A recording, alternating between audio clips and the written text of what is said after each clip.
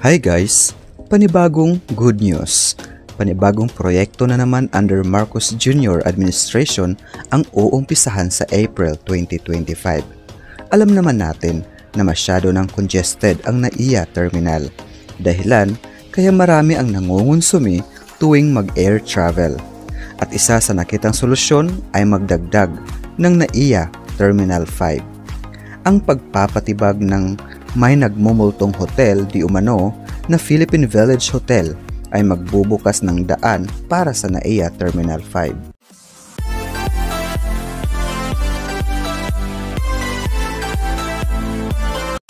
Sinabi ni Filipino Tycoon RSA na ang bagong terminal ay kayang humawak ng dagdag na 35 milyon na pasahero kada taon.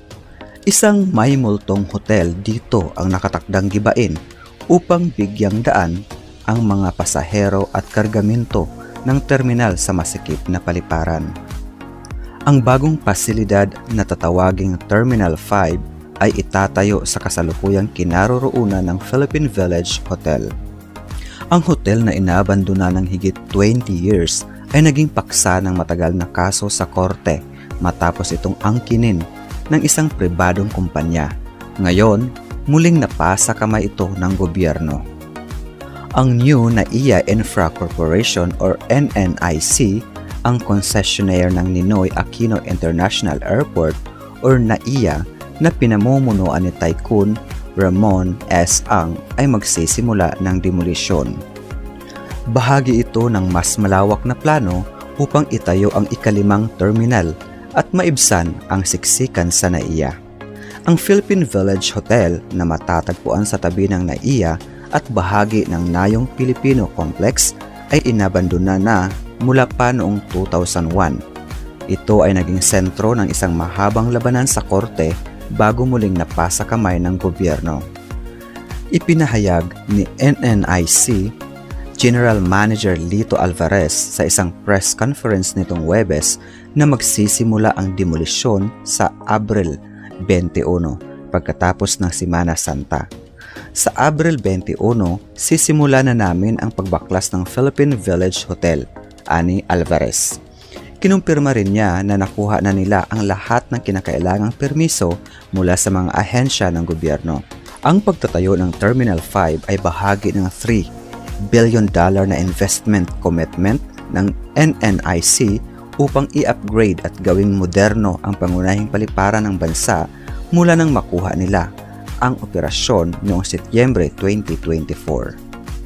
Ayon kay Alvarez, aabuti ng 5 buwan ang demolisyon at pagkatapos nito ay sisimula na ang konstruksyon ng bagong terminal. Tinatayang matapos ito sa loob ng 2 hanggang 3 taon. Nauna nang sinabi ni Ramon Ang o RSA na ang Terminal 5 ay inaasahang makakapag-accommodate ng hanggang 35 milyong pasahero taon-taon upang mapagaan ang pagsisikip sa NAIA. Habang maraming lungsod sa mundo ang may higit sa isang paliparan, ang Maynila ay epektibong pinaglilingkuran lamang ng iisang international gateway, ang NAIA, na labis ng masikip.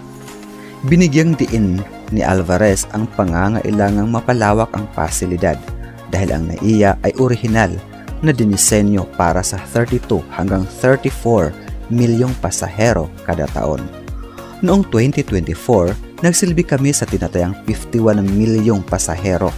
Sa taong ito, inaasahang aabot ito sa 54 milyon, ani Alvarez. Sa kabilang banda, mga plano para sa NAIA Terminal 5 na dapat nating malaman. Ang Tycoon ay nais ang karagdagang terminal matapos manalo sa $3 billion privatization deal. Ang planong itayo ang isang bagong terminal sa NAIA sa Parañaque City na pansamantalang tinatawag na Terminal 5. Samantala, isang bagong $12.8 billion na paliparan ay ginagawa rin sa hilaga ng Maynila, mga 30 minutos ang layo. Ang mga ambisyosong plano para sa Terminal 5 ay isinabay sa pagbubukas ng mas malaking VIP class lounge para sa mga papaalis na overseas Filipino workers or OFWs sa Terminal 3 sa Hunyo. Layunin ng proyekto ng magdadagdag ng 35 milyong pasahero kada taon sa kapasidad ng paliparan. Ang terminal ay itatayo sa dating Philippine Village Hotel na matagal nang inaabandona. Ayon kay Ramon ang konstruksyon ng Terminal 5 ay aabuti ng hindi bababa sa 3 taon. Ang bagong terminal ay magkakaroon ng 50 karagdagang boarding, bridges at gagamitin din bilang bagong tanggapan ng mga opisina mula sa kasalukuyang mga gusali ng NAIA. Hindi pa tiyak kung ang mga kasalukuyang terminal ay ililipat sa Terminal 5 upang bigyang daan ang ikatlong runway. $3 billion na konsesyon.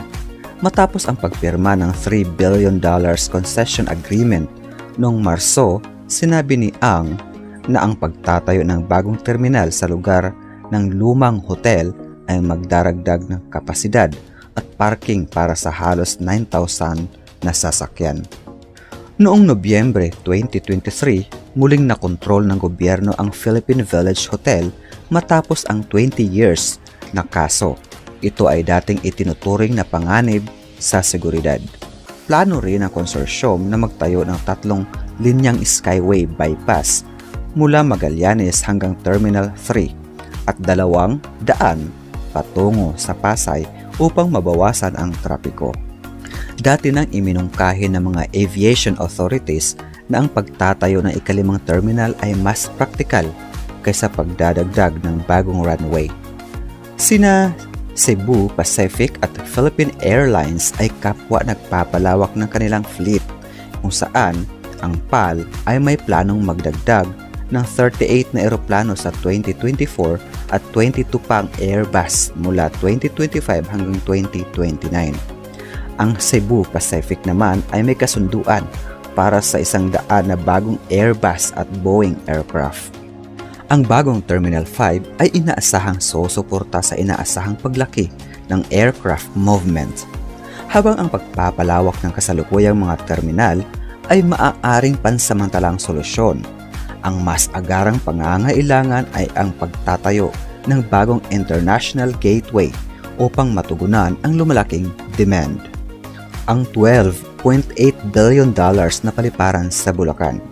Bukod sa NAIA, isiniwalat ni ang mga plano ng SMC na itayo ang isang $12.8 billion na paliparan sa Bulacan na magsisimula ang mga pangunahing gawain sa 2025. Ang Bulacan Airport ay inaasahang sasalo sa overflow ng mga pasahero mula sa NAIA at lalampas sa limitasyong dulot ng intersecting runway ng NAIA.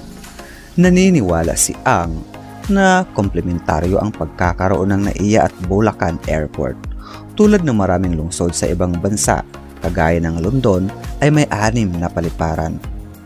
Ang VIP lounge para sa OFWs.